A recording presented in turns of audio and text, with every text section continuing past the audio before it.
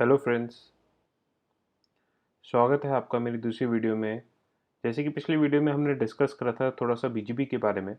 आज हम उसी डिस्कशन को थोड़ा और आगे लेके जाएंगे और हम बात करेंगे राउट लीक्स और हाईजैक्स के बारे में। ये भी एक बीजीपी का ही टॉपिक है। तो ये प्रॉब्लम तब आती है जब कोई किसी और का प्रीफिक्स गलती से या जानबूझ के अनाउंस कर देता है। तो ऐसा क्यों होता है? ऐसा इसलिए होता है क्योंकि बीजीपी में खुद कुछ लिमिटेशंस हैं। पहली लिमिटेशन ये है कि कोई भी एजेंट जो है, जो ऑर्गेनाइजेशन के कंट्रोल में होता है, वो किसी और का भी प्रीफिक्स अनाउंस कर सकती है। क्योंकि बीजेपी में कोई इनबिल्ट सिक्योरिटी नहीं है इसको रोकने के लिए, तो ये एक प्रॉब्लम खड़ी कर देती है। ये जो प्रॉब्लम है कि कोई भी किसी का भी प्रीफिक्स अनाउंस कर देता है, तो ये प्रॉब्लम काफ़ी कारणों से आ सकती है। इनके कुछ कारण ये भी हैं कि आप जब टाइप कर रहे हैं 2 और 3 बहुत पास में होता है, जल्दी जल्दी में आप 2 की जगह 3 कर देते हैं, 3 की जगह 2 कर देते हैं और ये गलती हो जाती है। और हम जल्दबाजी में क्या करते हैं, सीधा अप्लाई का बटन दबा देते हैं। हम अपनी कॉन्फ़िगरेशन को रिव्यू नहीं करते हैं, एक बारी देख नहीं लेते कि क्या हमने सही कॉन्फ़िगरेशन करी है कि नहीं करी है, और फिर हम उसके बाद उसको जाके रिव्यू करना शुरू करते हैं जब हमारे को कोई प्रॉब्लम नेटवर्क में आ जाती है।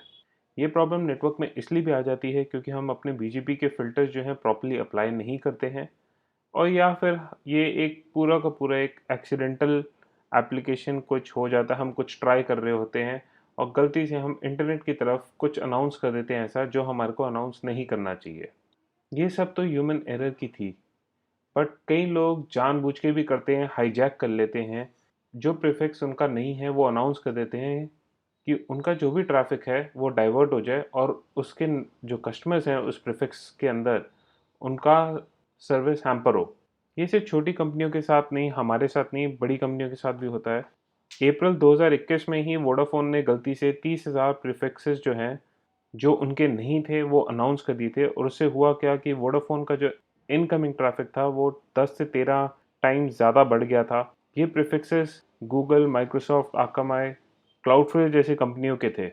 ये ऐसा वन ऑफ इंस्टेंस नहीं था, इससे पहले भी कई बारी हो चुका है। जैसे कि एक स्विट्ज़रलैंड के डेटा सेंटर में हुआ था कि स्विट्ज़रलैंड के डेटा सेंटर में एक होस्टेड कंपनी सेफ होस्ट ने गलती से 70,000 राउट जो हैं चाइना टेलीकॉम जो कि फ्रैंकफर्ट में थी उनको अनाउंस कर दिए थे। और उससे हुआ क्या कि जो यूरोप की 3-4 बड़ी कंपनीज थी उनके वहाँ पे कस्टमर्स को बहुत हैम्पर हुआ था ये। ऐसे कई इंस्टेंसेस पहले भी हो चुके हैं, कई जानबूझ के भी हुए थे। तो ये जो लीक और हाईजैक हो रहे हैं, इनके कारण क्या इफ़ेक्ट होता है? इनके कारण सबसे पहली बात तो जो है, जो आपका अपलिंक है, जो आपका आप अपने टेलीकॉम सर्विस प्रोवाइडर से लेते हैं, वो आपका नेटवर्क चोक हो सकता है क्योंकि आपके नेटवर्क के अंदर अब वो सारा ट्रैफ़िक आ रहा है उन प्रीफ़िक्सेस से जो रिक्वेस्ट किया जा रहा है, जो आपने नहीं रिक्वेस्ट करा, बट उन प्रीफ़िक्सेस ने जिनका आपने प्रीफ़िक्स गलती से अनाउंस कर दिया है, उनका ट्रैफ़िक अब आपकी तरफ आना शुरू हो गया है। इसका एक बहुत ही गलत एक इफ़ेक्ट होता है कि कभी-कभी जो आपका अपलिंक प्रोवाइडर है वो आपको बैन कर देता है, आपके प्रीफिक्सेस रिजेक्ट करने शुरू कर देता है क्योंकि उसको लगता है कि आप ये जानबूझ के कर रहे हैं।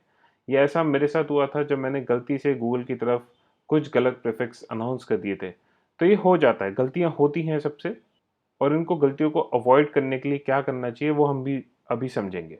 आइए समझते हैं कि बीजेपी की जो ये अनाउंसमेंट्स होती हैं, ये कैसे वर्क करती है? जब आप बीजीपी पे अपना प्रीफिक्स अनाउंस करते हैं तो ये काम कैसे करता है? कैसे दूसरे राउटर को पता चलता है कि हमने यहाँ पे पहुँचना है? तो मान लीजिए कि 2 ऑर्गेनाइज़ेशन हैं, एक के पास AS100 है और एक AS200 है। AS100 के पास एक प्रीफिक्स है 10.10.10.0/24, और AS200 जो ऑर्गेनाइज़ेशन है उसके पास प्रीफिक्स है 20.20.20.0/24। जब AS100 और AS200 अपने पीयर को अनाउंस करते हैं, जो उनके पीयर को ये डेटा मिलता है तो उसके अंदर एएस पाथ आ जाता है AS100, और एएस पाथ 200 आ जाता है। तो इसका मतलब ये होता है कि उन राउटर्स को पता है कि अगर हमने ये प्रीफिक्सेस पे जाना है तो या तो हम 100 पे जाएंगे 10.10.10.0 के लिए, और हम 20.20.0 के लिए AS200 पे जाएंगे। जब ये राउट आगे अनाउंस कर देते हैं AS300 और AS400, तो उनके पाथ में देखो अपेंड हो जाता है जिस पाथ के थ्रू वो जा रहे हैं। तो 10.10.10.0/24 के लिए पाथ बन जाता है, पहले 300 पे जाएगा ट्रैफिक और फिर 100 पे जाएगा। वैसे ही 20.20.20.0 पे जाने के लिए ट्रैफिक पहले 400 पे जाएगा, फिर 200 पे जाएगा। मैं AES 500 के पर्सपेक्टिव से बात कर रहा हूँ। और ऐसे ही राउट प्रोपगेट होता रहता है। जो 10.10.10.0 का पाथ बन जाता है वो बन जाता है 400, 500, 300, 100। ये जब AES 200 ने पहुंचना होता है।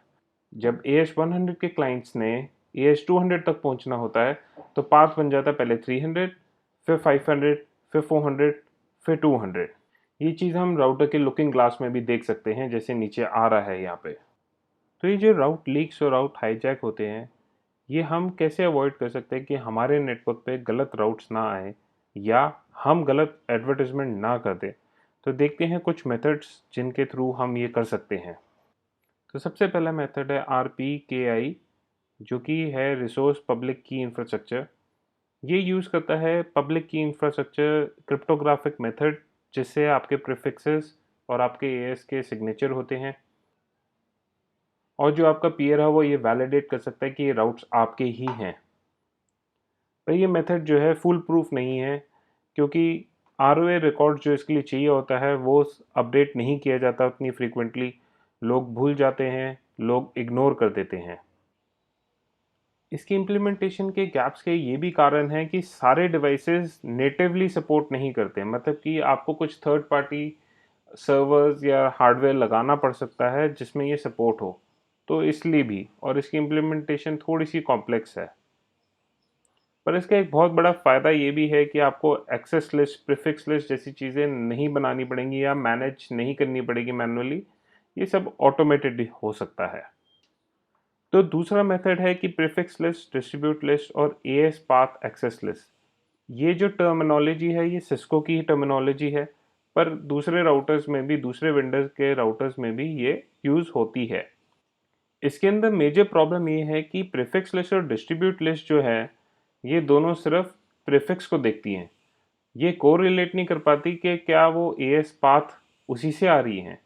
और जो AES पाथ एक्सेस लिस्ट है वो सिर्फ AES पाथ देखती है, वो प्रीफिक्स नहीं देखती कि क्या प्रीफिक्स आ रहा है। तो दोनों में कुछ प्रॉब्लम है। हालांकि इम्प्लीमेंट करना काफ़ी आसान है और ज़्यादातर लोग यही इम्प्लीमेंट करते हैं, पर ये तो बिल्कुल ही फुल प्रूफ नहीं है।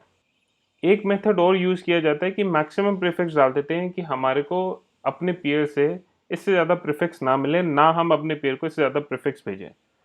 अब हम जो ये मैक्सिमम प्रीफिक्सेस भेज रहे हैं या रिसीव कर रहे हैं, ये तो कुछ भी हो सकते हैं। तो जब ये कुछ भी हो सकते हैं, ये कोई सिक्योरिटी नहीं हुई, हम कुछ वैलिडेट नहीं कर रहे, हम तो सिर्फ एक अमाउंट फिक्स कर रहे हैं।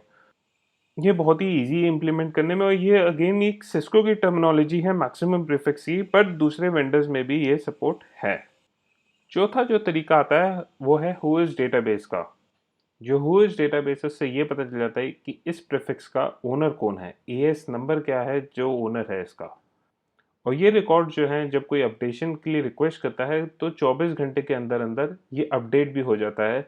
इस रिकॉर्ड को यूजुअली लोग इग्नोर नहीं करते हैं, क्योंकि अगर आप इसको इग्नोर करेंगे तो चांसेस हैं कि आपका जो टेलीकॉम सर्विस प्रोवाइडर है या आपका पीयर है, वो आपके साथ शायद पीयरिंग ही ना करे। वो जब आप उसको राउट्स भेजें अपने मैनुअली कि मैं ये राउट्स आपको अनाउंस करने वाला हूँ, तो आपको ऑब्जेक्शन रेज कर सकता है कि ये तो प्रीफिक्स आपके है ही नहीं, आपके Whois रिकॉर्ड अपडेटेड नहीं है।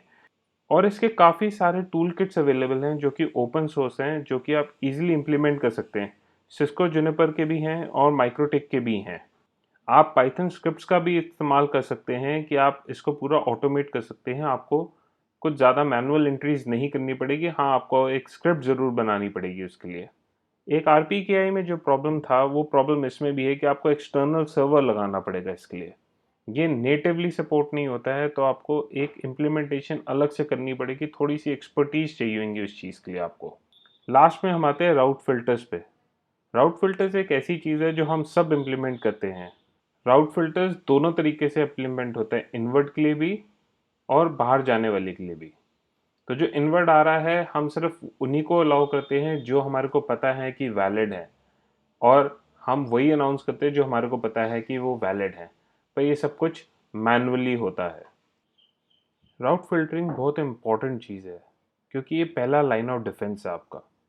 देखो, आपके कंट्रोल में सिर्फ उतना ही है कि आप क्या अनाउंस कर रहे हैं, पर दूसरा क्या अनाउंस कर रहा है वो आपके कंट्रोल में नहीं है। तो आप उसको जो कंट्रोल कर सकते हैं वो सिर्फ राउट फिल्टरिंग के थ्रू ही कंट्रोल कर सकते हैं। इसकी इम्प्लीमेंटेशन के दो तरीके हैं, या तो डिफ़ॉल्ट परमिट या डिफ़ॉल्ट डिनाई। डिफ़ॉल्ट परमिट मतलब कि आपने सब कुछ अलाउ कर दिया और फिर उसके बाद एक एक करके डिनाई करें। दूसरा ये है कि आप सब कुछ डिनाई कर दें और एक एक करके परमिट करें। ज़्यादातर जो इम्प्लीमेंटेशन होती है वो दूसरी होती है, दैट इज़ डिफ़ॉल्ट डिनाई, कि आप सिर्फ जो नोन होता है उसको अलाउ करते हैं, बाकी सब कुछ आप डिनाई कर देते हैं, बाकी सब कुछ आप रिजेक्ट कर देते हैं। राउट फिल्टरिंग इम्प्लीमेंट करने के कुछ बेस्ट प्रैक्टिसेस हैं, जैसे कि आप जो बोगस एएसएन है या बोगस प्रीफिक्सेस हैं उनके प्रीफिक्सेस और वो एएसएन से कनेक्शन ना करें, और प्रीफिक्सेस जो बोगस होते हैं वो ना आने दें अपने सिस्टम के अंदर, अपने एएस के अंदर। आप अगर एएस पाथ बहुत काफ़ी बड़ा है तो ना आने दें, क्योंकि हो सकता है कि ये कुछ मेलिशियस हो। जब आप प्रीफिक्सेस को अलाउ कर रहे होते हैं तो ये देख लें कि हुएस डेटाबेस में ये प्रीफिक्सेस उसी कंपनी के हैं जिसके आप लेना चाह रहे हैं। ऐसा तो नहीं कि वो एक कंपनी किसी और के प्रीफिक्सेस अनाउंस कर रही हो आपको। तो कुछ बातें हैं जो आपको ध्यान में रखनी होती हैं। ये कुछ बातें हैं जो मैंने आपको बताई, इनके अलावा भी काफ़ी होती हैं। थोड़ा सा आपको भी रिसर्च करना पड़ेगा इसके बारे में। मैं उम्मीद करता हूँ कि आज की वीडियो आपके लिए काफ़ी इन्फॉर्मेशनल होगी और आपको कुछ नॉलेज मिली होगी उससे। कमेंट ज़रूर करिएगा, बताइएगा मेरे को कि आपको क्या समझ में नहीं आया है या आपको क्या और समझना चाहेंगे इस बारे में आप। सब्सक्राइब भी ज़रूर करिएगा कि जब भी मेरी अगली वीडियो आए तो आपको पता चले। अगली बार तक के लिए बाय।